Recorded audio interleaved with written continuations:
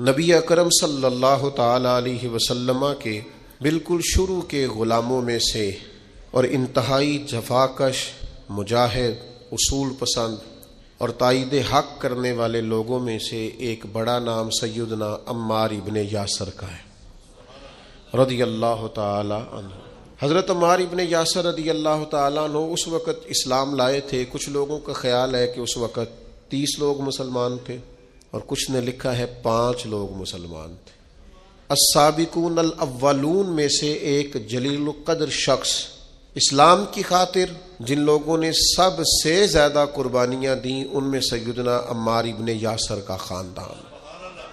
اسلام کی سب سے پہلی شہیدہ سیدہ سمیہ رضی اللہ تعالی عنہا، حضرت سمیہ جناب عمار ابن یاسر کی والدہ ہیں، اور دوسرے نمبر پر ان کے والد شہید ہوئے، پھر ان کے بھائی شہید ہوئے، کیونکہ یہ بیچارے غریب تھے۔ کفار بڑی تکلیفیں دیتے تھے، پانی میں دیر تک غوطے دیتے رہتے، آگ کے انگاروں پر ان کو لٹا دیتے، سینے پر وزنی پتھر رکھ دیتے، دیر تک تکلیفیں دیتے رہتے، اور پھر انجام کار یہ ہوا کہ ابو جہل نے پورے خاندان کو پکڑ لیا، آگ ہی لگا دی ایک دفعہ تو ان کے گھر کو، اور جب آگ لگائی تو نبی کریم تشریف لے گئے اور فرمایا صبر کرو صبر کرو صبر کرو، میں تمہیں جنت کی بشارت دیتا ہوں۔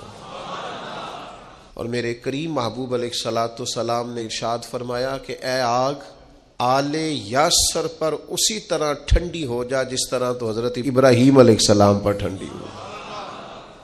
میں کیسے عرض کروں، اتنی بڑی ہستیاں ہم نے چھپا لی، لوگوں سے ذکر ہی نہیں ہوتا، لوگ مطالعہ ہی نہیں کرتے، غور ہی نہیں کرتے۔ اتنا بڑا آدمی، اب میں اگلی بات کروں گا تو آپ حیران ہو جائیں گے، ساری دنیا کو جنت میں جانے کا شوق ہے نا، تو نبی کریم فرماتے ہیں جنت کو بھی شوق ہے کہ 4 بندے کبھی آ جائیں نا۔ حضور کون سے؟ فرمایا ایک علی ابن ابی طالب، ایک سیدنا مقداد، ایک حضرت سلمان فارسی، اور چوتھے سیدنا عمار ابن یاسر۔ جنت کو شوق ہے کہ کبھی آ جائے نا۔ تر دامنی پہ شیخ ہماری نہ جائیے، ہم دامن نچوڑ دیں تو فرشتے وضو کریں۔ اتنے بڑے لوگ کہ جنت کا شوق ہے، جنت کا، جنت کہتی ہے مالک ان کو بھیجنا۔ کیسے لوگ ہوں گے؟ حضرت خالد ابن ولید فرماتے ہیں کسی وجہ سے نا میری ناراضگی ہو گئی، حضرت عمار ابن یاسر کے ساتھ تلخ کلامی ہو گئی، تو میں نے ڈانٹ دیا۔ حضرت عمار ابن یاسر نے کریم محبوب علیہ السلام کے حضور میری شکایت کر دی۔ فرماتے میں حاضر بارگاہ ہوا، محبوب نے گردن مبارک جھکا رکھی تھی، جیسے ہی مجھے باریابی ہوئی سلام عرض کیا تو محبوب نے نگاہ اٹھائی، پوچھا نہیں۔ اس پوری روایت میں یہ نہیں ملے گا کہ حضور نے پوچھا ہو کہ بات کیا ہوئی تھی۔ نبی پاک نے فرمایا خالد ایک بات یاد رکھنا، جس نے میرے عمار سے بغض رکھا نا اسے اللہ کی دشمنی مول لینی پڑے گی۔ اللہ کی دشمنی، اتنا بڑا آدمی کہ ان کی ناراضگی رب کی ناراضگی بن گئی۔ لیکن ملنگوں تلنگوں باباؤں کے عرس منانے والی قوم، کوئی دن ایسا بھی تو آئے نا کہ ہمارے گھر میں سیدنا عمار ابن یاسر کے لیے کچھ دعا کا اہتمام ہو، کچھ ان کے لیے کسی چیز کا بندوبست ہو۔ کوئی ایسا دن بھی تو آئے نا سیدنا سلمان فارسی کی یاد منائی جائے، حضرت عبداللہ ابن عمر کا ذکر کیا جائے، حضرت عبداللہ ابن عباس کا ذکر کیا جائے۔ گلی گلی میں عرس کا مخالف نہیں ہوں، لیکن یہ کہ ان کا بھی منا رہے ہو جن کا نہیں منانا چاہیے۔ ہر نکر میں دربار اور ہر گلی میں مزار اور ہر ایک کا عرس۔ نرنگیے سیاست دوران تو دیکھیے منزل انہیں ملی ہے جو شریک سفر نہ تھے، جو اس رستے کے مسافر نہیں تھے، منزلوں پر پہنچ گئے۔ اور اتنا بڑا شخص جس کے بارے میں میرے کریم رسول فرمائیں کہ اگر یہ ناراض ہو جائے تو رب بھی ناراض ہو جاتا ہے۔ اگر اس سے کسی نے عداوت رکھی تو اس نے اللہ کی دشمنی کو مول لیا۔ اتنا بڑا آدمی حضرت سیدنا عمار ابن یاسر۔ جو آیت میں نے قرآن مجید کی پڑھی ہے سورہ نحل سے، یہ بھی حضرت عمار ابن یاسر کے بارے میں نازل ہوئی۔ حضرت عمار ابن یاسر رضی اللہ تعالیٰ عنہ کے پورے خاندان کو کفار نے گھیر لیا، مارنا پیٹنا شروع کیا، آپ کو بھی، آپ کے بھائی کو بھی، آپ کی والدہ کو بھی، آپ کے والد کو بھی اتنا مارا کہ لہو لہان کر دیا، زخم پہ زخم کھا کے جی خونے جگر کے گھونٹ پی اور آہ نہ کر لبوں کو سی۔ یہ عشق ہے، کوئی دل لگی نہیں، یہ آزمائش حسن ہے۔ اگر کسی کو راہ خدا میں آئے تو سیدنا عمار ابن یاسر کی والدہ کو اس طرح مارا کہ ان کی ایک ٹانگ ایک اونٹ کے ساتھ باندھ دی، دوسری کے ساتھ باندھ دی، اور پھر ان کو نیزے مارے حتیٰ کہ 2 حصوں میں کٹ گیا وجود، اور وہ باہمت خاتون درد سہتے سہتے اپنے رب کے حضور حاضر ہو گئی۔ پھر ان کے والد کو شہید کیا، کس کے لیے، کس کے نام پر، کس وجہ سے؟ پھر ان کے بھائی کو شہید کیا۔ پھر جناب عمار ابن یاسر وہ سخت صدمے میں تھے، پھر ان کو مار رہے تھے، پھر ان کو مجبور کیا کلمات کفر کہنے کے لیے، ان کے منہ سے نکل گئے، انہوں نے ایسے کلمات کہہ دیے جو معاذ اللہ کفریہ تھے۔ اب اتنا زد و کوف ہوا، تکلیف دی، بول دیا انہوں نے، لوگ دوڑے گئے نبی کریم کی بارگاہ میں، عمار تو معاذ اللہ کافر ہو گئے۔ بات بتانے والے نے تو بات بتا دی، پر جو جواب آیا وہ بڑا نرالا تھا کہ حضور اس نے کفر کیا ہے۔ محبوب فرمانے لگے خاموش ہو جا، عمار سر سے لے کر پاؤں تک ایمان ہی ایمان ہے۔ فرمایا ایمان تو اس کے خون کے اندر، اس کے وجود کے اندر، اس کے لہو کے اندر، جسم کے اندر سرایت کر گیا ہے ایمان، اور جس کے سینے میں، گوشت میں، لہو میں سرایت کر جائے وہ کیسے کافر ہو سکتا ہے؟ لیکن چونکہ انہوں نے مجبوراً یہ کہا تھا، پھر وہ خود دوڑے ہوئے آئے، عرض کی یا رسول اللہ پتہ نہیں کیا حال کر دیا کہ میرے منہ سے کلمات نکل گئے۔ محبوب فرمانے لگے تو کلمات کی چھوڑ، دل کی بتا، دل کی بتا، تیرے دل کی کیفیت کیا ہے؟ عرض کی یا رسول اللہ دل تو ہر لمحے کے لیے ایمان پر مطمئن ہے۔ تو محبوب نے فرمایا کوئی بات نہیں، پھر جان بچانے کے لیے ایسا کرنا پڑے تو حرج، کوئی ڈٹ جائے نہ کفر کرے تو اعلیٰ شہید ہے، لیکن اپنی جان بچانے کے لیے کسی نے مجبور ہو کر صرف زبان سے یہ کلمات کہہ دیے تو حرج۔ حضرت عمار کا مسئلہ تھا نا، ایک ایماندار کا مسئلہ تھا نا، اور بندہ وہ ہے جس کی رضا رب کی رضا، جس کی ناراضگی رب کی ناراضگی۔ تو سرکار نے تو بیان کاری دیا، لیکن میرے مالک نے کرم فرمایا اس بات کا قرآن میں بیان فرما دیا۔ سورہ نحل دیکھیے، ارشاد فرمایا اللہ تعالیٰ نے، فرمایا من کفر باللہ من بعد ایمانہ، جو بھی اللہ کے ساتھ کفر کرے ایمان لانے کے بعد، الا من اکرہا، مگر وہ جو مجبور کیا جائے، وقلبہ مطمئن بالایمان، لیکن اس کا دل ایمان پر مطمئن ہو، مطمئن بالایمان، دل ایمان پر مطمئن ہو، لیکن مجبور کر دیا جائے اللہ کے ساتھ کفر کرنے پر، تو اس بندے پر کوئی حرج، ہاں حرج کس پر ہے؟ وَلَٰكِن مَّن شَرَحَ بِالْكُفْرِ صَدْرًا، جس کا سینہ اگر کفر کے لیے کھل گیا، مرتد ہو گیا اور جان بوجھ کر کفر کیا، تو فَعَلَيْهِمْ غَضَبٌ مِّنَ اللَّهِ، یہ لوگ اللہ کے غضب کے سزاوار ہیں۔ اور فرمایا وَلَهُمْ عَذَابٌ عَظِيمٌ، ان کے لیے بہت بڑا عذاب ہے۔ لیکن جو مجبور کیا جائے، معنی کیا ہے اس آیت کا؟ معنی کیا ہے؟ مفسرین فرماتے ہیں یہ چونکہ حضرت عمار کے بارے میں آئے تو اس کا معنی یہ ہے کہ رب فرماتا ہے عمار نے کفر نہیں کیا، وہ مجبور کیا گیا تھا۔ اس کی گواہیاں اللہ کا قرآن بیان کرے۔ کیا وہ لوگ اس قابل نہیں ہیں کہ ان کے نام پر جان واری جائے؟ میں بڑا شروع سے مجھے عقیدت ہے سیدنا عمار ابن یاسر، بڑی شروع سے، موضوعات بہت زیادہ ہوتے ہیں، ہر عنوان پر بات کرنا کئی دفعہ آسان نہیں ہوتا۔ اتنی عقیدت ہے میں نے تو اپنے بیٹے کا نام بھی عمار رکھا ہے فیض و برکات لینے کے لیے۔ اتنے بڑے لوگ، ان کے فضائل، ان کے کمالات، ان کی خوبصورتیاں، یہ المعجم الاوسط کے اندر حدیث ہے۔ ذرا یہ انداز دیکھیے، بندہ سادہ ہے، کافر مارتے ہیں، تکلیفیں دیتے ہیں، پھٹے پرانے کپڑے ہیں، بظاہر لباس بڑا سادہ ہے، تو ذرا کریم کے لفظ تو دیکھنا، یہ ذرا عطا کرنے کا رنگ تو دیکھنا، یہ حضور کے دینے کا، نوازنے کا، رحمت کرنے کا انداز تو دیکھنا. حضور فرمانے لگے کچھ لوگ ایسے ہیں کمبل پوش سادے لوگ کہ عام لوگ انہیں کچھ بھی نہیں سمجھتے, لیکن وہ اللہ کو قسم دے دینا, رب ان کی قسم پوری کر دیتا ہے. یہ لفظ کہتے کہتے جب گویا صحابہ کی پوری توجہ ہو گئی تو حضور فرمانے لگے وہ رب کو قسم دے دینا, قسم اللہ ان کی قسم کو پوری کرتا ہے. اور فرمایا ان میں یہ میرا عمار ابن یاسر بھی ہے. یہ اللہ کو کبھی قسم دے دینا, میرا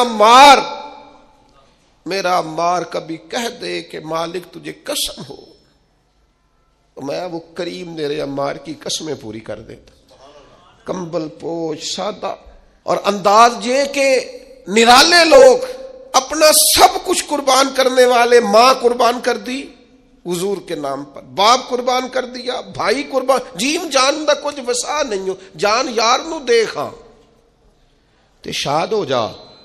اس سے دل دہن فساد سارے, دل بر نو دے تے آزاد ہو جا. جو رکھے آباد تے رو وسدا, تے جدوں کرے برباد ہو دو برباد ہو جا. مارو مینو مار مکاؤ, کوئی عذر نہ پیش لے آواں, جے سونا ہی میرے دکھ وچ راضی, جے سونا ہی میرے, ماں چلی گئی, باپ چلا گیا, بھائی چلا گیا, وطن چھوڑ کے مدینے آ گئے, جے سونا ہی میرے دکھ وچ راضی تے سکھ نو چلے ڈاواں. اس سکھ کا کیا کرنا ہے جس سکھ میں اللہ رسول نے کہا تیرے لیے دکھ بہتر ہے تو بس ٹھیک ہے. سے ثبوت نہ پوچھو میں تھو نظر کرم قد ہوئی, اے میں جانا یا دل بر جانے, اے غیر نہ جانے کوئی. یہ تو راز کی بات ہے.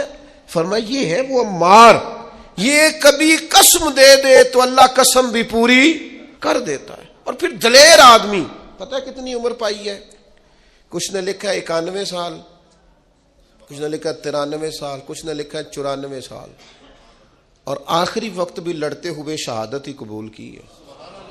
ہاں عشق سچا ہو تو رب بڑھاپے میں بھی جوانی دے دیتا ہے. 94 سال کا بزرگ کیا اتنی ہمت رکھا کرتے ہیں کہ وہ میدانوں میں نکلے. لیکن جناب عمار ابن یاسر آخری دم تک جنگ یمامہ میں گئے ختم نبوت کے محاذ پر جہاد کرنے. جنگ یمامہ میں کچھ کھلبلی مچ گئی, کچھ لوگ ادھر ادھر ہٹنے لگے تو حضرت عمار ابن یاسر دوڑ کے پہاڑی پہ چڑھ گئے. وہ کہا کدھر جا رہے ہو سارے, ادھر آؤ, میں عمار ابن یاسر ہوں, میدان چھوڑ کے نہیں جانا, واپس آؤ. لوگوں کو ان کی بات سے ڈھارس ہوئی, فرمایا آؤ سارے مل کے حملہ کرتے ہیں, اللہ اسلام کو فتح عطا فرمائے گا. اس جنگ میں ان کا ایک کان کٹ گیا, کافر نے تلوار ماری تو ایک کان کٹ گیا. ایک شخص نے تانا دیا. میں اپنے دوستوں سے اکثر کہتا ہوں کبھی تانوں کا مزہ بنا لو نا. یہ کوئی بندہ کہو مولوی صاحب, تو کس وجہ سے کہہ رہا ہے, داڑھی کی سنت ہے تو جے کر یار دے نام دا ملے مینا, انہوں چولی پا لئیے پنجے سٹیے نا. بھئی آپ کہیں 100 بسم اللہ جی 10 دفعہ کو حاضر ہے, کبھی نہیں. ایک موقع پر بھی پریشان نہیں ہونا. آپ کو اس کے نام کا تانا ملے تو صحیح, اس کا تو مزہ ہی بڑا ہے, اس کا سرور ہے. آپ لے کے تو دیکھیں مزہ بڑا ہے. ہمارے ایک بزرگ تھے, استاد تھے, لوگ کہتے تھے ڈاڈے بڑے ہیں, تو ہم کبھی ان کے ساتھ گزرتے تھے یا وہاں سے ہو کے آتے تھے تو لوگ تانے دیتے تھے. آپ یقین کریں مزے کی بات ہے, وہ تانا دیتے تھے ہمارا دل ٹھنڈا ہوتا تھا. اسی کہنے تھا تو انہوں پتہ ہی نہیں. ہاں تو انہوں پتہ ہی نہیں کیا کہا تھا درویش نے, تے پوچھو نا انہوں جنہیں پیتی آ, پھر انہوں تے کی بیتی آ جنہ اج وچکارے توڑ دیتی, جئی نیتی جئی نا نیتی آ. یہ تو اسے پوچھ جسے اس درد کی لذت کا پتہ ہے, اس کے ذائقے کا جسے پتہ ہے, اس سے بات کر. ایک خاتون کا میں تذکرہ پڑھ رہا تھا, اس کا بیٹا اپنی اماں سے اکثر کہا میں تو میرے پیچھے ہی پئی رہی نہیں یار, ویلے ہے کھا لے کڑتا پا لے جراباں کی تنگ کیتا ہے, تو کسی دی زندگی ایڈی اوکھی نہیں کری دی. اس کہ پتر یہ اونی دیر نہیں پتہ لگنا جنی دیر تیرے بال نہ ہوئے. ادو پہلا سمجھ آنی تو خاتون کہنے لگی دعا ہے میری کہ میں تب تک زندہ رہوں, اور جب تجھے سمجھ آ جائے تو پھر تو مجھے بتائے کہ اماں مینوں آ گئی ہے, میری دعا ہے. تو پھر وہ موقع آ گیا, وہ بوڑھی کہتی ہے میں زندہ ہی تھی, اس کے بچے ہو گئے. پھر وہ جب اٹھاتا، وہ رکھتا، وہ پیار کرتا، وہ محبتیں کرتا، تو میں کہ پتر کیوں زندگی تنگ کرنے والا دی، مرضی نہ جین دینا انہوں نے. تو کہنے لگا اماں جی سمجھ، یہ نئی نسل ہے بنا تجربوں کے نہیں مانے گی. یہ تجربہ کر کے مانتے ہیں، تجربے سے پہلے ماننے کو تیار نہیں ہوتے. میرے عزیز، یہ جس کے دل میں عقیدت آ جاتی ہے، محبت آ جاتی ہے، زاویہ آ جاتا ہے، اس کا رنگ اور ہوتا ہے. آپ کو نہیں ہے، کوئی مسئلہ نہیں، کوئی پابندی نہیں، بیعت ہونا فرض نہیں، واجب نہیں، ضروری نہیں. آپ ایزی رہیں، نماز پڑھیں، عبادت کریں، حلال حرام کی تمیز کریں، کافی ہے. لیکن اگر کوئی کسی سے پیار کرتا ہے تو پھر آپ کو اعتراض بھی نہیں ہونا چاہیے، اس کا اپنا مسئلہ ہے آپ کا. حضرت عمار ابن یاسر رضی اللہ تعالی پربہار زندگی، بلکہ وہ اس کا لطف لیتے تھے، اس کا ذائقہ ان کی طبیعت کے اندر ہمیشہ موجود رہتا تھا. امام بہقی نے روایت لکھی ہے، حضرت عمار ابن یاسر ایک جگہ بیٹھے تھے تو کسی بیمار کا تذکرہ ہو رہا تھا، تو ایک دیہاتی بولا. وہ دیہاتی بول کے کہنے لگا میں تو کبھی بیمار ہوا ہی نہیں. تو حضرت عمار ابن یاسر کہنے لگے پھر تو ہم میں سے نہیں ہے، اس لیے کہ رب تو جس سے محبت کرتا ہے اسے آزماتا ہے. تو تجھے آزمایا ہی نہیں، تو کبھی بیمار ہی نہیں ہوا، تو کبھی تکلیف سے ہی نہیں ہوا. فرمایا رب جس سے پیار کرے اسے آزماتا ہے، پر اس کے گناہ یوں جھڑتے ہیں جیسے پت جھڑ میں درختوں کے پتے جھڑا کرتے ہیں. اللہ تو آزماتا ہے، وہ تو آزما کے معاف کرتا ہے، گناہ بخش دیتا ہے. حضرت عمار ابن یاسر رضی اللہ تعالیٰ عنہ، ان کا اپنا فقر، ان کا اپنا تقوی، ان کی اپنی خوبصورتی. تو وہ میں بتا رہا تھا کہ ان کا کان کٹ گیا جنگ میں، تو کسی شخص نے ان کو تانا دیا، او کان کٹے والے. آپ فرمانے لگے او بھائی تو نے تانا دیا، ہمیں مزہ آیا، جب تک کان سلامت تھا اتنا پیار نہیں تھا. جب سے یہ اللہ رسول کے رستے میں کٹ گیا ہے، سب سے زیادہ پیارا ہی یہ کان لگتا ہے. اس لیے کہ جائیداد کے قبضے میں تو نہیں نہ کٹا، یہ کوئی روزی روٹی کمانے کے چکر میں تو نہیں نہ کٹا. جے کر یار دے نام دا ملے میڑا، انہوں چولی پا لئیے پنجے سٹیے نہ، اس کے نام پہ کٹا ہے. تو میں تو اس کا مزہ ہی بڑا لیتا ہوں، مجھے تو سب سے زیادہ پیارا یہ لگتا ہے. سیدنا عمار ابن یاسر، جس طرح لوگ کشتہ عشق رسالت نہیں ہو جاتے، ان کا خمیری حضور کی محبت بن جاتی، اس طرح کا مزاج. اور پھر اپنے آپ کو آراستہ کر لیا ان ساری باتوں سے جو حضور کو پسند ہے. ساری زندگی مغرب کے بعد 6 رکعتیں نہیں چھوڑی حضرت عمار ابن یاسر نے. اوابین ہمیشہ پڑھی. کسی نے کہا کیوں پڑھتے ہو؟ کہا میرے نبی کریم نے مجھ سے فرمایا جو مغرب کے بعد 6 رکعتیں پڑھے اس کے گناہ سمندر کے جھاگ کے برابر بھی ہوں تو اللہ معاف کر دے گا. جہاں جہاں محبوب نے توجہ دلائی، ان لوگوں کا کوئی خمیری ایسا تھا وہ پوری طرح اس جگہ پہ مضبوط ہو گئے. ایک آدمی نے کہا میرا مکان دیکھ جائیں، تشریف لے گئے. مکان بڑا عالی شان تھا، بڑی دعائیں فرمائیں، بڑی محبت کی اس شخص کے لیے، بڑی آپ کے اچھے جذبات کا اظہار کیا، لیکن تھوڑی دیر کے لیے چپ کر گئے. کہنے لگا حضور چپ کیوں کیے ہیں؟ فرمانے لگے تمہیں بتانا چاہتا ہوں مکان پیارا تو بڑا ہے، پر ایک دن یہ چھوڑ کے جانا ہے، یہ ہمیشہ رہنے والا او پیاں دس دیاں قبراں جنہاں تے پھول پے، ادھروں کوئی بھی نہیں آمدا، ادھروں تے لکھاں گئے، ایک دن اسے چھوڑ کے. ایسے موقع پر توجہ دلائی، آخرت کی طرف ذوق بنایا کہ ہر شخص کا دل نرم ہو گیا. مکان پیارا ہے، خوبصورت ہے، دیواریں اعلیٰ ہیں، اس کی چھت مضبوط ہے، اس میں رہنا خوب ہے، لیکن یہ ہمیشہ کے لیے، ہمیشہ کا گھر تو کوئی اور ہے، پکا ڈیرا تو کوئی اور ہے، کسی اور وطن کے باسی ہیں. یہ وطن چھوڑ کے جانا، اصلی رستے پہ جا کے اصلی مقام پہ وقت گزارنا، یہ عارضی ہے، مستقل نہیں ہے، تھوڑے وقت کے لیے، جز وقتی ہے، کل وقتی. یہ مزاج تھا سیدنا عمار ابن یاسر رضی اللہ تعالیٰ عنہ کا. 21 مہینے تک کوفے کے گورنر بھی رہے ہیں حضرت عمار ابن یاسر. حضرت عمر فاروق نے بنایا تھا. 21 ماہ کے بعد حضرت عمر نے بندہ بدل دیا، فرمایا فلاں آپ کی جگہ جائے گا. حضرت عمر نے بلا کے کہا میں نے کچھ حکمتوں کے تحت آپ کو تبدیل کیا ہے تو آپ ناراض تو نہیں؟ تو یہ فقیر لوگ جو ہوتے ہیں ان کا فقر بڑا پکا ہوتا ہے. یہ جو لوگ تقوی والے ہوتے ہیں نا، ان کے دل کی کیفیت عہدوں سے، پیسوں سے، خوشامدوں سے جڑی نہیں ہوتی. سیدنا عمر کی بارگاہ میں عرض کرنے لگے، کہنے لگے امیر المومنین میں وہی عمار ابن یاسر ہوں. جب آپ نے گورنر بنایا تھا پھر بھی کوئی فرق نہیں پڑا تھا, کوئی خاص خوشی نہیں ہوئی تھی, ذمہ داری تھی. اور جب اتر گیا ہوں تو فرق پھر بھی کوئی نہیں پڑا. آسی کسے دے کچھ بھی نہیں لگ دے, نہ کوئی ساڈا دردی, کوئی فرق نہیں. بن گئے تب بھی مسئلہ کوئی نہیں, اتر گئے تب بھی مسئلہ. کیوں؟ اس لیے کہ جو شان انہیں حضور کی بارگاہ سے ملی ہوئی تھی وہ کسی عہدے کی محتاج نہیں تھی. جناب فاروق اعظم کا دل بھی ٹھنڈا ہو گیا بات سن کے. حضرت عمار ابن یاسر. اور پھر ایک اور ان کے اندر عادت تھی, یہ آج کی میری گفتگو کا آپ نے یہ ایک حصہ ضرور یاد رکھنا. حضرت عمار ابن یاسر جیسے جلیل القدر آدمی سے یہ ضرور آپ نے بات سیکھنی ہے. ابن عساکر نے لکھا ہے, صاحب ابن عساکر نے فرماتے ہیں کہ سیدنا عمار ابن یاسر دیر تک خاموش رہا کرتے تھے, اکثر و بیشتر خوف خدا میں رویا کرتے تھے, اور آنے والے فتنوں سے پناہ مانگتے تھے. فتنے نہ کہیں گھیر لیں, آزمائش نہ ہو, اور دیر تک خاموش رہتے, دیر تک. یہ الگ بات ہے خاموش کھڑے رہتے ہیں, پھر بھی جو لوگ بڑے ہیں وہ بڑے رہتے ہیں. دیر تک اپنا آپ بتانا, اپنا آپ ذکر کرنا, بلا وجہ چھلکنا, اور بعض وزادار اور قابل قدر لوگوں کے سامنے کچھ ایسے معاملات کرنا جس سے طبیعت کا چھچورا پن باہر آئے, یہ وزادار لوگوں کی علامت. دیر تک کھڑے رہتے, دیر تک خاموش رہتے, دیر تک ان کی طبیعت لگی رہتی. سیدنا عمار ابن یاسر رضی اللہ تعالیٰ عنہ. پھر آپ حیران ہوں گے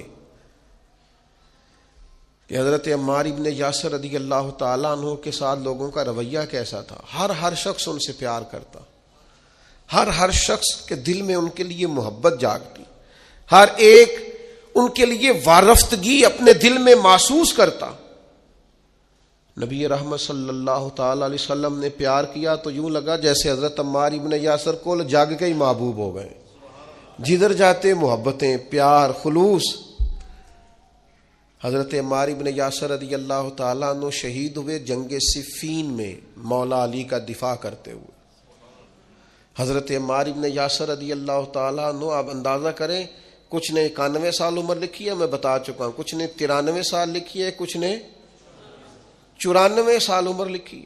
اس عمر میں بھی خود میدان میں اترے. اسلام نہ فعال زندگی کو پسند کرتا ہے.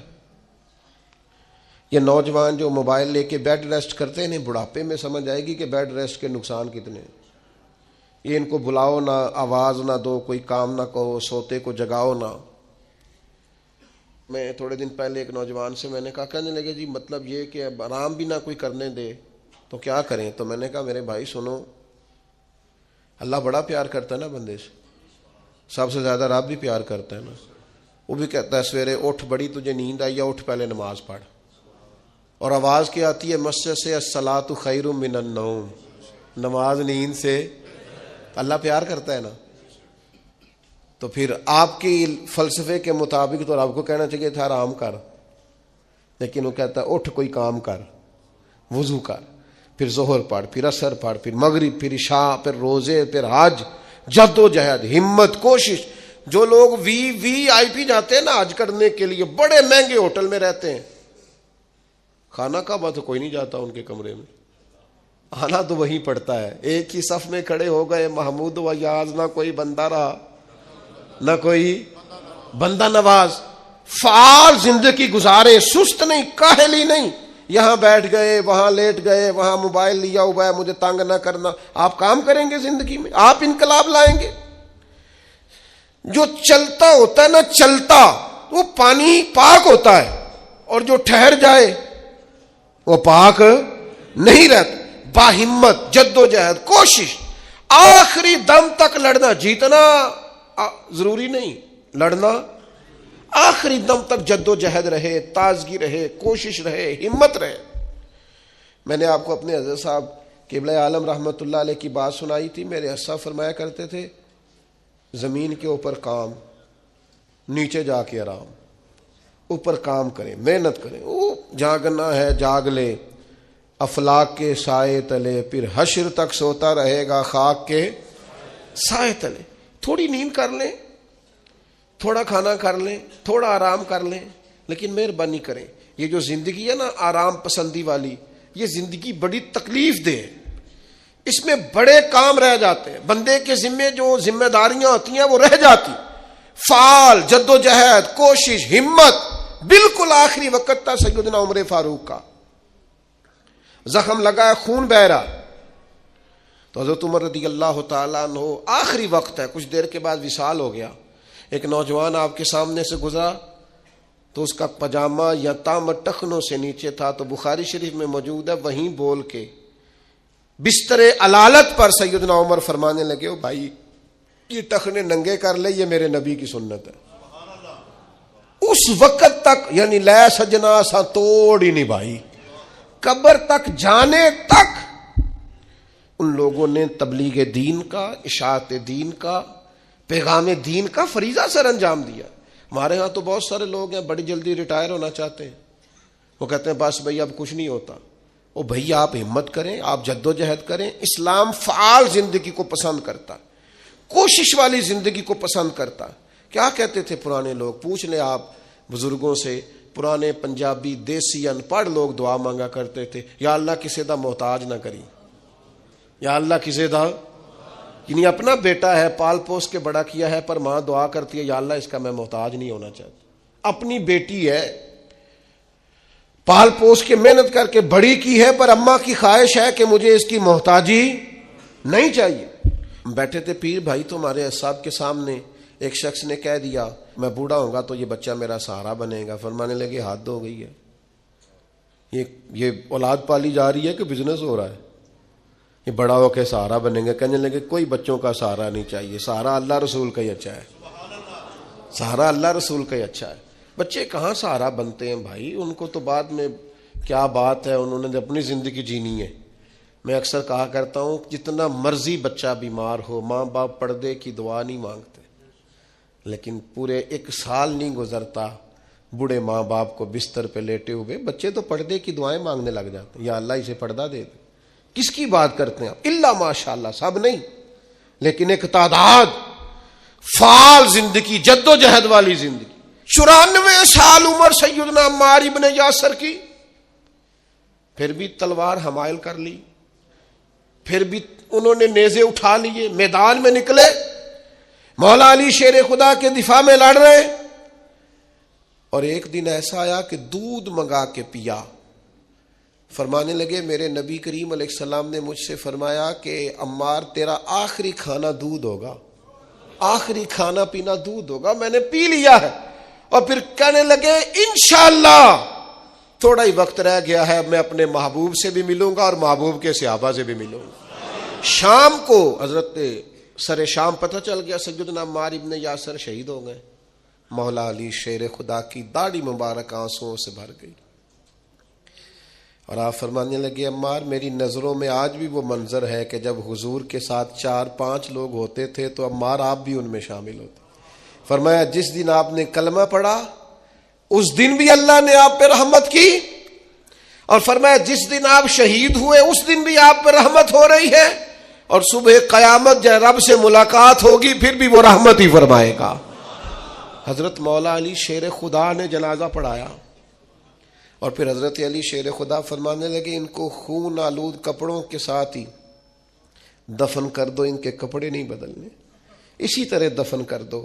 سیدنا عمار ابن یاسر رضی اللہ تعالیٰ عنہ جیسے عظیم لوگوں کی زندگیوں سے اپنی اولادوں کو آگاہ کریں، ان جاں باز، دلیر، مجاہد، نمازی، متقی، پرہیزگار، سادہ طرز زندگی والے لوگوں کو پڑھیں تاکہ زندگی جینے کا کچھ مزہ آنے لگے۔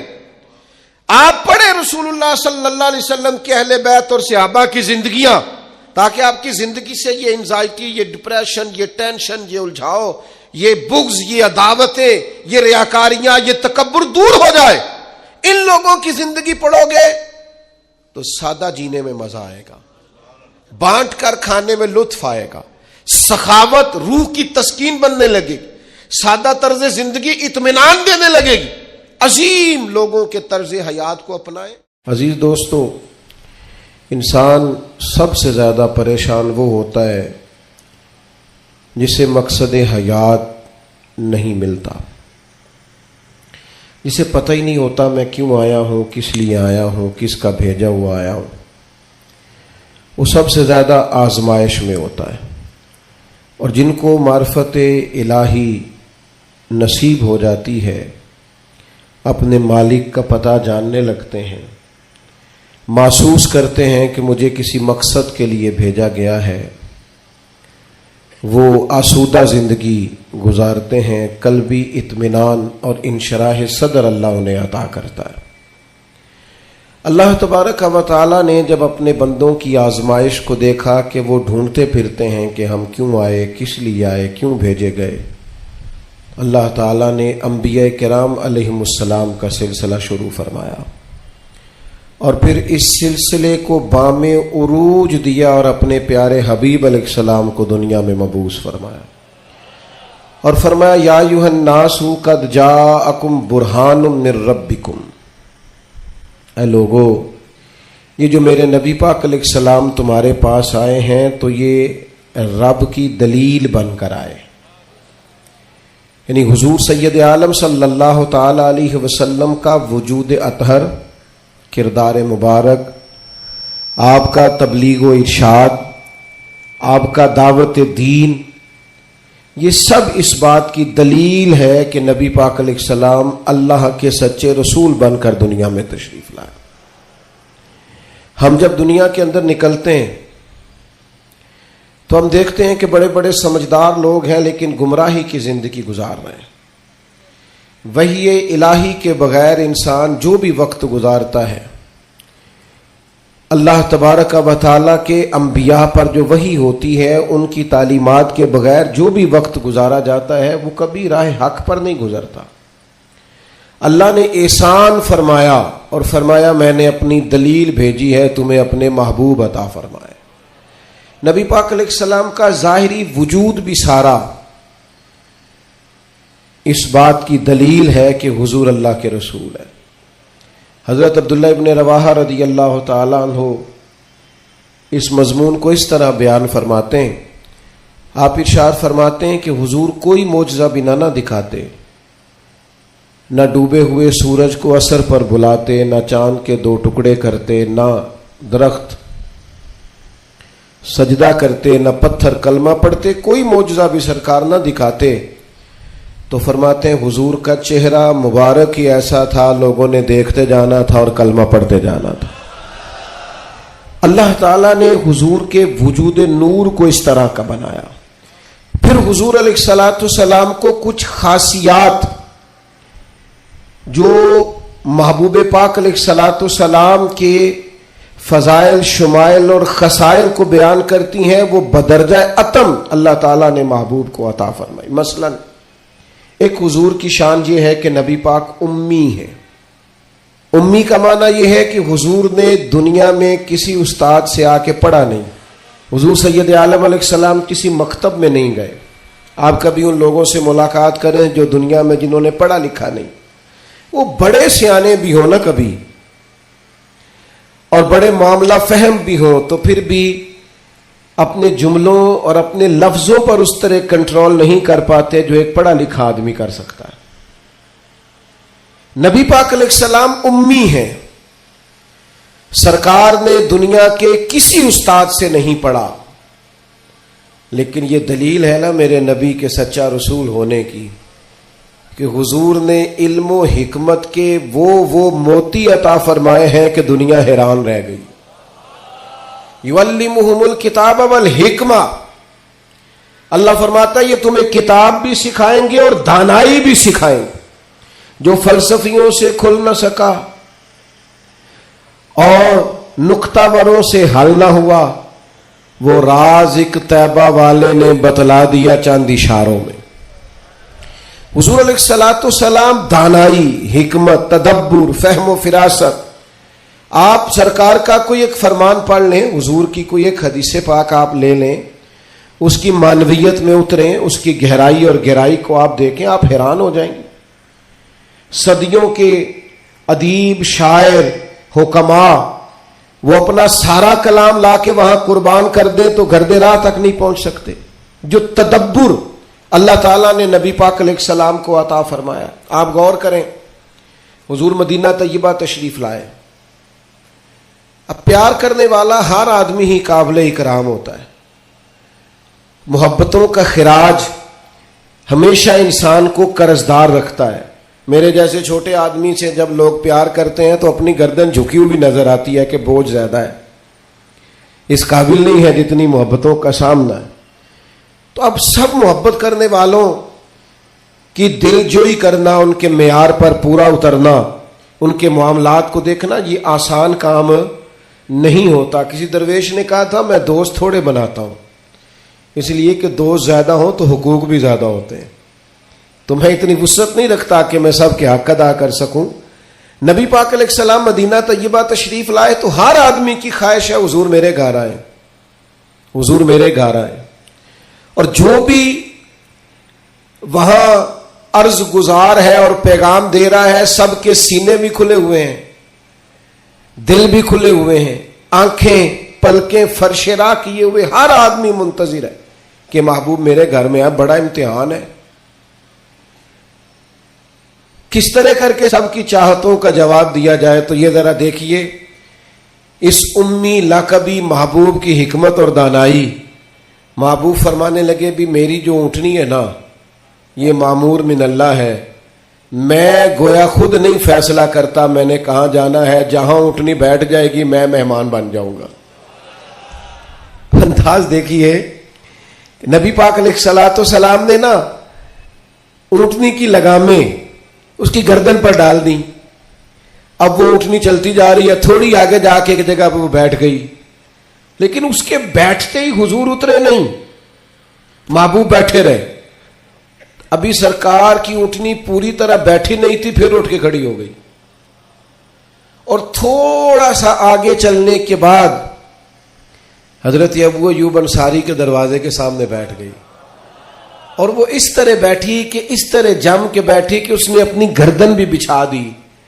جب اطمینان سے اونٹنی بیٹھ گئی, نبی کریم اترے, جناب ابو ایوب انصاری رضی اللہ تعالیٰ عنہ کے گھر میں جلوہ فراز ہوئے. یہ وہ دانائی تھی میرے کریم محبوب کی, وہ حکمت تھی کہ کسی محبت کرنے والے کو اعتراض کیا ہونا تھا, سب کا قربان ہونے کو دل کر رہا تھا. ہمارے ہاں تو 4 بچے ہوتے ہیں اور ہم کسی ایسی دانائی کا مظاہرہ نہیں کرتے کہ ان کے اندر برابری کر سکیں. ہم اس سمجھ بوجھ کا لحاظ ہی نہیں کرتے. ہمارے ایک استاد تھے تو وہ اکثر کہا کرتے تھے, جن کو پڑھانے کی ڈیوٹی لگاتے ان سے کہا کرتے تھے کسی طالب علم سے چڑ نہ جانا, اسکول کے, کالج کے, مدرسے کے کسی بچے سے چڑ نہ جانا. تم اگر کسی سے چڑ گئے تو اس کا مستقبل خراب ہو جائے گا, اس لیے کہ تم ذاتی اناد پال لو گے. بچہ بڑا لائق ہے لیکن تمہارا فرما بردار نہیں, تم چڑھ گئے ہو, تم بات بات پہ ڈانٹتے ہو, بالآخر وہ ساری تباہی ہو گئی, بدگمان ہو گیا. نبی پاک علیہ الصلوۃ والسلام امی ہیں, لیکن یہ میرے محبوب کی نبوت کی اعلیٰ دلیل ہے کہ اللہ تعالیٰ نے محبوب کو حکمت, تدبر, دانائی. ہم دانا نہیں ہوتے, شعور نہیں رکھتے, فہم و فراست کا. وہ عارف رومی کہتے ہیں کہ ایک شخص بادشاہ تھا, اس نے خواب دیکھا. خواب میں دیکھا کہ اس کے سارے دانت ٹوٹ گئے. اس نے ایک معبر کو بلایا, تعبیر کرانے والے کو. اس سے کہا اس کی تعبیر کیا ہے؟ اس نے کہا جناب اس کی تعبیر یہ ہے کہ آپ کے سارے رشتہ دار آپ کی زندگی میں فوت ہو جائیں گے. اب وہ بادشاہ اتنا ناراض ہوا, اس نے وہ تعبیر کرنے والا بھی قتل کروا دیا. اس نے کہا وہ بھی کوئی زندگی ہے جس میں نہ بھائی ہو, نہ بہن ہو, نہ بچے ہو, نہ بیوی ہو, نہ ماں ہو, نہ باپ ہو, مروا دیا. ایک اور آدمی تعبیر کرنے والا تھا پر وہ دانا بھی تھا, اس کو بلایا اور بلا کر بادشاہ نے کہا میں نے خواب دیکھا ہے, خواب میں میرے سارے دانت ٹوٹ گئے, تعبیر بتائیں. تو وہ کہنے لگا بادشاہ مبارک ہو, اس کی تعبیر یہ ہے کہ اللہ تعالیٰ خاندان میں سب سے لمبی عمر آپ کو عطا فرمائے گا. بادشاہ نے اسے انعام دیا, کہا تو جیتا رہ, کیا تو نے بات کی ہے. اب میری بات کو سمجھیے گا, تعبیر اس نے بھی وہی بتائی ہے جو پہلے والے نے بتائی, لیکن پہلے والے نے کہا تیرے سارے رشتہ دار تیری زندگی میں فوت ہو جائیں گے، اس نے اسے بھی مروا دیا. بات اس نے بھی وہی کی ہے، لیکن بات گرچہ بے سلیقہ ہو کلیم، پر بات کرنے کو سلیقہ چاہیے. آپ بے سلیقہ بات بھی کریں پر سلیقے سے تو کریں. کوئی لہجہ ہی نہیں، حکمت ہی نہیں، کوئی دانائی نہیں. دوسرے نے کہا اللہ تعالیٰ آپ کو سب سے لمبی عمر عطا کرے گا، تو بات پھر بھی وہی ہے کہ باقی سارے چلے جائیں گے اور آپ موجود ہوں گے، لیکن اس میں دانائی ہے نا، حکمت ہے نا. فتح مکہ کا موقع تھا، عجیب حالات درپیش ہوئے. اسلام کا جھنڈا حضرت سعد ابن عبادہ رضی اللہ تعالیٰ عنہ کے پاس تھا، بڑے عظیم صحابی. بدر کے موقع پر جس آدمی نے اپنے جذبات سے ماحول گرما دیا وہ حضرت سعد بن عبادہ. ہمیشہ اگلی صفوں میں مجاہدوں کی رہنے والے، مال خرچ کرنے والے، نڈار آدمی. لیکن جھنڈا ان کے ہاتھ میں تھا. حالات کچھ اس طرح کے پیدا ہوئے کہ بعض لوگوں نے مطالبہ کیا ان سے جھنڈا لیا جائے، اور کوئی معقول وجہ نہیں تھی، لیکن بعض اوقات نا حالات ایسے بن جاتے ہیں. اب حضور علیہ السلام کی بارگاہ سے مطالبہ ہو رہا ہے کہ آپ جناب سعد بن عبادہ سے جھنڈا لے لیں. یہ نوجوانوں سے بالخصوص عرض کروں گا کہ علم بھی تبھی بندے کو فائدہ دیتا ہے جب اس کے ساتھ کچھ بندے کو شعور بھی ہو. ہنر بھی تبھی فائدہ دیتا ہے جب اس کے ساتھ کچھ نہ کچھ دانائی بھی ہو. شیخ سعدی فرمایا کرتے تھے 1 من علم ہونا تو سنبھالنے کے لیے 10 من عقل کی بھی ضرورت ہوتی ہے، ورنہ ضائع ہو جاتا ہے سارا. دانائی، تدبر. یہ دیکھیے امی لقبی محبوب سے ہم نے دانائی سیکھنی ہے، تدبر سیکھنا ہے، فہم و فراست سیکھنی ہے. زندگی میں شعور کس کو کہتے ہیں یہ حضور ہمیں سکھائیں گے. کہ جناب حضرت سعد بن عبادہ کو اتارنا ہے. اب بڑے بڑے دانا صحابہ کہہ رہے تھے یا رسول اللہ کوئی ایسی بات نہیں ہے، حالات اس طرح کے ہیں، کیسے یہ فیصلہ کریں گے؟ تو حضور نے فرمایا کوئی مشکل نہیں، اتار دیتے ہیں، بدل دیتے ہیں، ان سے منصب لے لیتے ہیں. یا رسول اللہ یہ آسان نہیں ہے، کیسے؟ فرمایا ابھی دیکھنا تم. یہ اللہ تعالیٰ نے میرے محبوب کو حکمت کی خزانوں کی کنجیاں عطا فرمائی. نبی کریم علیہ السلام نے فرمایا سعد بن عبادہ جھنڈا دے دیں آپ واپس. اب آپ لشکر کے علم بردار نہیں رہے. انہوں نے بوجھل ہاتھوں سے جھنڈا تھاما ہوا تھا، پریشان تھے کہ کوئی ایسی بات نہیں. جب حضور نے کہا دیں تو وہ غلام تھے. سانو قید سجن دا گہنا ہے، وہ جینجے رکھے ایسا اونج رہنا ہے. انہیں اسی وقت جھنڈا تھما دیا، خوش ہو کے تھما دیا. لیکن یہ میرے محبوب کی حکمت ہے. محبوب نے جناب سعد بن عبادہ سے جھنڈا لیا اور قریب ان کے جوان بیٹے کھڑے تھے، محبوب نے جھنڈا انہیں دے دیا. فرمایا کمان تیرے ہاتھ میں ہے.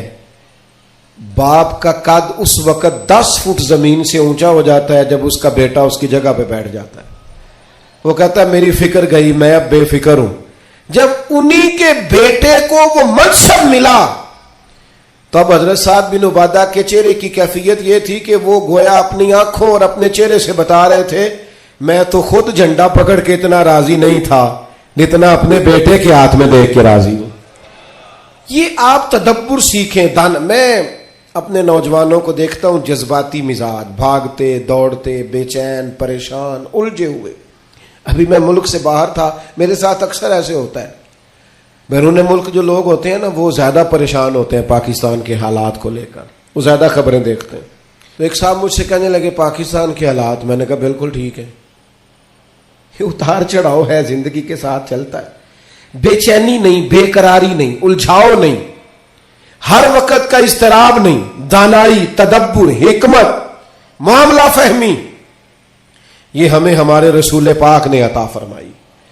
آپ اپنی زندگی کو سلیقے سے گزاریں، قیمتی بنائیں. آپ اپنے وجود سے بڑا کام لے سکتے ہیں، لیکن کیا ہے؟ دانائی نہیں ہے. جذباتی مزاج اور جذباتی پن ہماری طبیعتوں کا حصہ ہے. جذباتی فیصلے، جذباتی باتیں. ہمارے دیہاتوں میں چودھری فیصلہ کس کے حق میں کرتے ہیں؟ جو پہلے آ جائے، وہ سچا ہے یا جھوٹا ہے، پہلے گیا ہے، بس انہیں مینوں پہلا آخیا تسی تے آئے ہی نہیں، اسی بات میں فیصلہ دے دیا. دانائی، تدبر، یہ رسول اللہ صلی اللہ علیہ وسلم نے ہمیں سکھایا. امی لقبی ہیں حضور. اور دوسری بات، انسان کے پاس جو سب سے قیمتی چیز ہوتی ہے نا، وہ اس کا کردار ہوتا ہے.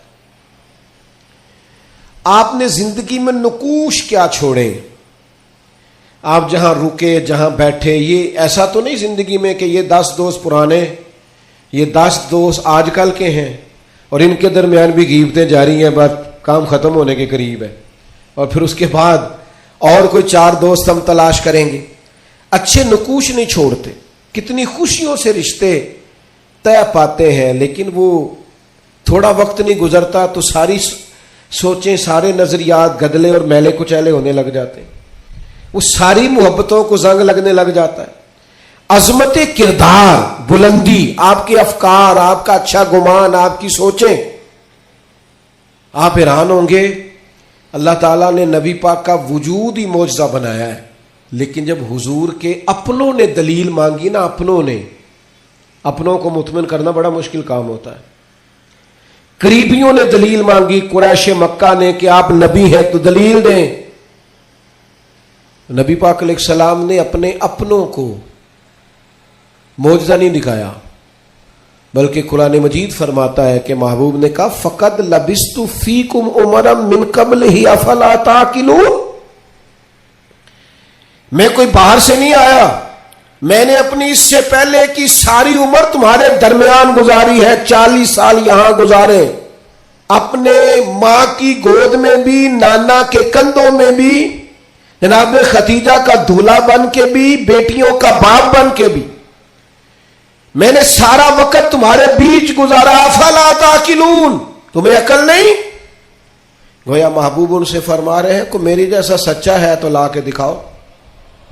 باہر سے نہیں آیا، تمہارے درمیان رہا. یار یہ مشکل کام ہوتا ہے، چاروں جانب ماحول خراب اور بندہ پھر ٹھیک رہے. اکثر لوگ تو اپنے بچے کی غلطی نہیں نکالتے، کہتے دوستوں نے خراب کر دیا. اماں کہتی ہے منڈا میرا ٹھیک سی، دوستوں نے خراب کرتا ہے. میں نے کہا چلیں اچھی طرح سے سوچ لیں، ہو سکتا ہے دوست ٹھیک ہو، آپ کے بچے نے سارا ماحول گڑبڑ کر دیا ہو. یہ جان چھڑانا تو آسان ہے، لیکن سارے ماحول کے اندر کردار کی عظمت. جب نبی پاک علیہ السلام نے مختلف بادشاہوں کو خطوط لکھے نا، اسلام قبول کر لو، تو کیسر روم کو بھی خط لکھا. کیسر سیانا آدمی تھا. سیانے لوگ جو ہوتے ہیں وہ زمینی حقائق دیکھتے ہیں، جذباتی فیصلے نہیں کرتے، وہ معاملہ فہم ہوتے ہیں. آج کل جس طرح میں اور آپ ہیں نا تصویروں کے اندر زندگی گزار رہے ہیں، لائکس، ویوز، کمنٹس، اسی پر زندہ ہے. لوگ ان پر وقت نہیں گزارتے تھے، اس سمجھدار لوگ. کیسر روم کے پاس میرے محبوب کا خط گیا، اس نے فوراً نہیں فیصلہ کیا، کہنے لگا کوئی، ورنہ بہت سارے ایسے بدبخت بھی تھے معاذ اللہ جنہوں نے حملے کی تیاری شروع کر دی. ہمیں خط لکھا ہے اسلام قبول کرو، ہم حملہ کریں گے. لیکن یہ سیانا آدمی تھا. اس نے لوگوں سے کہا یہاں اگر کوئی سردار آیا ہوا ہو نا، مکے کا، تجارت کی غرض سے سردار آیا کرتے، کوئی سردار آیا ہوا ہو تو میری ملاقات کراؤ. جناب ابو سفیان ابھی مسلمان نہیں ہوئے تھے، اور ہر جنگ میں قریش مکہ کی لیڈ وہ کرتے تھے. وہ ان دنوں وہاں گئے ہوئے تھے، تجارت کی غرض سے بلا لیا. اب کیسر نے سامنے کھڑا کیا. بخاری شریف سے لے کر کتب سیرت میں تمام جگہ، کتب احادیث میں آپ کو الفاظ کے اختلاف کے ساتھ لیکن مفہوم ایک ہی یہ روایت ملے گی. کیسر نے سوال کرنے شروع کیے جناب ابو سفیان سے. پہلے پوچھا آپ کون ہے؟ کہا میں سردار ہوں. کوئی رشتہ؟ کہنے لگے جس محبوب نے آپ کو خط لکھا ہے میں رشتے میں چچا ہوتا ہوں. کہنے لگے بتائیے، اس محبوب نے دعویٰ نبوت کیا ہے، ان کے خاندان میں ماضی قریب میں کسی اور نے بھی کیا ہے؟ کہا نہیں. کہا کوئی بادشاہ گزرا ہو ان کے خاندان میں قریب کا؟ کوئی نہیں. کہا یہ بتائیے ان کے ماننے والے امیر ہیں کہ غریب؟ تو ابو سفیان کہنے لگا ماڑے ماڑے بندے، ماڑے ماڑے بندے. میں آپ مجھ سے ناراض نہ ہوئیے گا، لیکن محفل میلاد میں بھی ماڑے ماڑے بندے آتے ہیں. سیاسی سماجی لوگ بھی آتے ہیں کسی سے ادھاری ٹوپی لے کے. ان کا خیال ہوتا ہے چلو میلاد کی محفل کی بھی قیادت جلدی سے ہم لے لیں، جلوس بھی جلدی سے قبضہ کر لیں، کل کو ان لوگوں کے پاس بھی جانا ہے الیکشن کے دنوں میں. لیکن غریب لوگ. پر ہمارا حال یہ ہوتا ہے کہ جس کو 35 سال ہو گئے فجر کی اذان پڑھتے وہ بیچارہ میلاد کی محفل کی بھی صدارت نہیں کر سکتا.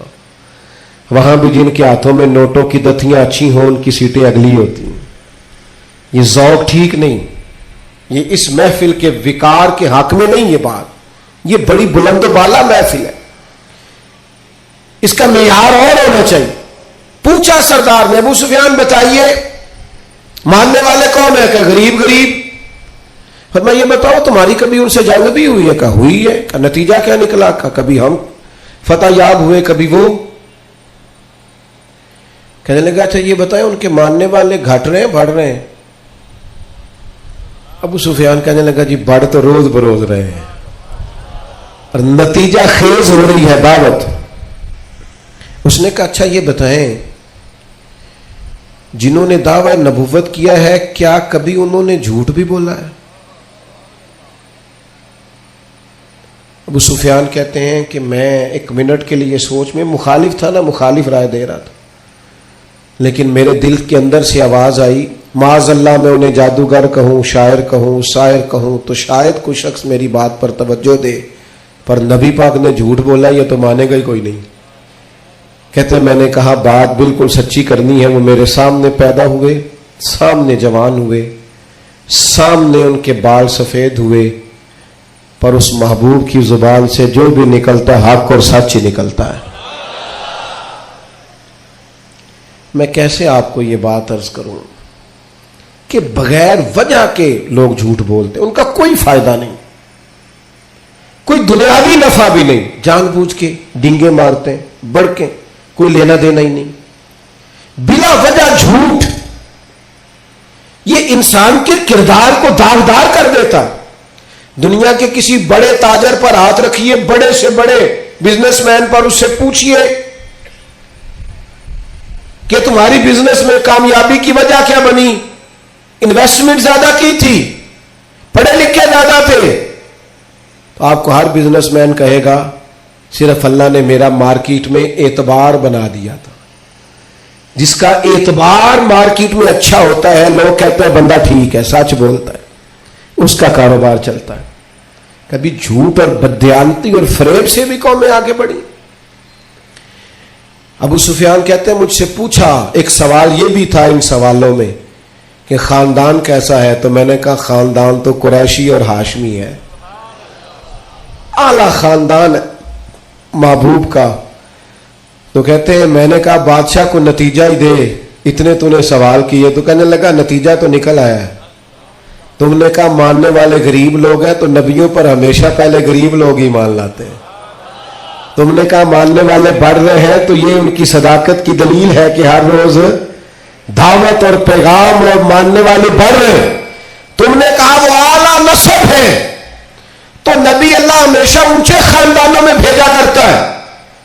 تم نے کہا انہوں نے کبھی جھوٹ نہیں بولا. تو سردار سچ بتانا، جو بندہ بندوں سے جھوٹ نہیں بولتا وہ یہ جھوٹ کیوں بولے گا کہ میں اللہ کا رسول بن کے آیا؟ نتیجہ تو نکل آیا. اسیر دشمن کی چاہ میں بھی، مخالفوں کی نگاہ میں بھی وہ امی ہے، صادق ہے، معتبر ہے، میرا پیغمبر عظیم تر ہے.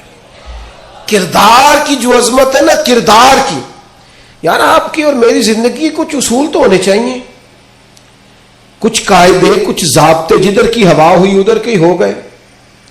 آج کل یہ نیا والا فیشن ہے لہذا یہ اپنا لو. بھئی ہم کوئی ہوا کے دوش پہ ہیں؟ کوئی لاوارث ہے؟ اپنی کوئی تہذیب نہیں، تمدن نہیں، مزاج نہیں، طبیعت نہیں. یعنی جس طرح کا ماحول ہے اس طرح کے بن جاؤ. کردار میں کچھ قاعدے زندگی میں بنانے چاہیے، کچھ اصول وضع کرنے چاہیے، کچھ چیزیں طے کرنی چاہیے کہ مجھے ان حدود سے آگے نہیں بڑھنا. مومن کی اپنی ایک ذاتی شخصیت ہوتی، اس کا ایک اپنا رکھ رکھاؤ ہوتا ہے، اس کی اپنی ایک وفاداری ہوتی. آپ جائیے اپنے بزرگوں سے ملیے، دیہاتوں کے لوگ کیا کہتے ہیں؟ وہ کہتے ہیں بس بھائی میں دوستوں کے ساتھ آتا جاتا تھا، گھومتا پھرتا تھا، اب یہ کام نہیں کرنا، اب میرے بیٹے کو میرا جوتا پورا آنے لگ گیا ہے، اب مجھے وفادار ہونا ہے. میں کیسے اپنی ملت کے نوجوانوں کو سمجھاؤں کہ تم گھٹنوں تک اگر اپنا لباس آدھا کر لے تو پتہ نہیں تیری کتنی کوئی گرمی کم ہو جاتی ہے اور کس قدر زیادہ آسودگی اور آسانی محسوس کرتے ہو. حالانکہ گھر میں بہنیں ہیں، بیٹیاں ہیں، ماں ہے. دیکھیے ایک اپنی وزاداری بھی ہونی چاہیے، اس کے کچھ قاعدے ضابطے، اٹھنا بیٹھنا اصول بھی ہونے چاہیے. نبی کریم صلی اللہ تعالی علیہ وسلم کی عظمت کردار کا یہ عالم تھا کہ عرب شریف کے اندر کنواری عورتیں بڑی ہی شرم و حیا والی ہوتی تھی. لوگ مثال دیتے کہ تو کنواری لڑکی کی طرح شرم و حیا والا. قربان جائیں سیدہ طیبہ طاہرہ حضرت عائشہ صدیقہ رضی اللہ تعالیٰ عنہ فرماتی ہیں نبی پاک علیہ السلام عرب کی کنواری لڑکیوں سے بھی زیادہ حیا والے تھے. حضور حیا والے، متانت، سنجیدگی، کبھی شور و غل نہ کرتے، کبھی بازار میں نظریں اٹھا کے نہ چلتے، کبھی محبوب کی زبان سے معاذ اللہ کسی نے کوئی کمزور جملہ نہیں سنا. یہ کیا بات ہوئی، مجھے کسی نے غصہ دلایا تھا میں نے گالیاں دے دی. تو آپ کے اصول کدھر گئے، قاعدے کدھر گئے، ضابطہ کدھر گیا؟ یہ کیسے ہو گیا کہ آپ بااصول آدمی تھے پھر بھی آپ کی زبان سے بازاری جملے نکل آئے؟ یہ ہو نہیں سکتا نا اگر آپ نے کوئی اصول زندگی میں بنا رکھے. تو عظمت کردار یہ رسول اللہ صلی اللہ تعالی علیہ وسلم کی زندگی کا ایک بنیادی عنصر ہے، بنیادی. اور پھر حضور سید عالم صلی اللہ تعالی علیہ وسلم کو اللہ تبارک و تعالی نے ایک شان اور بڑی امتیازی عطا فرمائی، بڑی انوکھی. وہ یہ تھی کہ اللہ تعالیٰ نے نہ محبوب کو فصاحت و بلاغت عطا فرمائی، یعنی بات کہنے کا جو سلیقہ، جو انداز حضور جانتے ہیں نا، یہ کسی اور کو نصیب. ہمارے ہاں نا بہت زیادہ باتیں کرنے کا رواج، اس کا نتیجہ یہ نکلتا ہے کہ انسان کے جملے بے وقت ہو جاتے ہیں. لوگ کہتے ہیں یار عادت ہے اس کی. اور کچھ لوگ ایسے ہوتے ہیں کہ جن کے پاس آپ بیٹھے نا تو کبھی کبھی تیل کی ضرورت پڑ جاتی ہے کہ تھوڑا تھوڑا یہاں لگا لے بندہ. یہ کتنی باتیں سناتے ہیں، اتنی باتیں. اور آج کل تو ایک اور رواج بھی ہو گیا، کہتے ہیں قطع کلامی معاف اور ساتھ ہی بات شروع. تو میں کنیوں سے کہتا ہوں پہلے پوچھ تو لیں ہم نے معاف کیا بھی ہے کہ نہیں. آپ تو گن پوائنٹ پہ معافی لے رہے ہیں، آپ نے حکم دائر کیا ہے قطع کلامی معاف اور آپ شروع ہو گئے. گفتگو میں، لہجے میں، دعوت دینے میں، پیغام دینے میں، میں آپ کی خدمت میں عرض کروں گا روز بچوں کو بھی نہیں ڈانٹنا چاہیے، روز نہیں نصیحت کرنی چاہیے ورنہ نصیحت بے وقت ہو جاتی. روز ہی انسان کو اس طرح کا ماحول نہیں بنانا چاہیے وہ اس کی طبیعت ٹھہراؤ والی ہو.